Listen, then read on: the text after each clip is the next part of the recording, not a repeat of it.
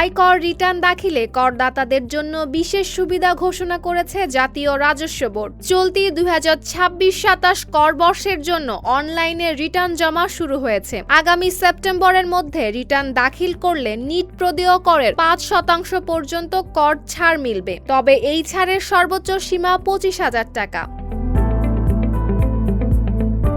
এবার থেকে সাধারণ ব্যক্তি শ্রেণীর করদাতাদের জন্য অনলাইনে রিটার্ন দাখিল বাধ্যতামূলক। তবে 65 বছর বা তার বেশি বয়সী ব্যক্তি, বিশেষ চাহিদা সম্পন্ন করদাতা, বিদেশে থাকা বাংলাদেশি, মৃত করদাতার প্রতিনিধি এবং বাংলাদেশে কর্মরত বিদেশি নাগরিক চাইলে কাগজে রিটার্ন জমা দিতে পারবেন।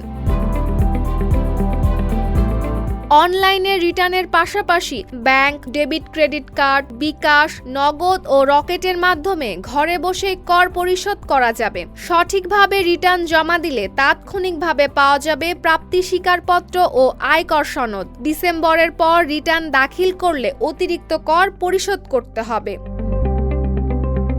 Desk report, Dhaka post.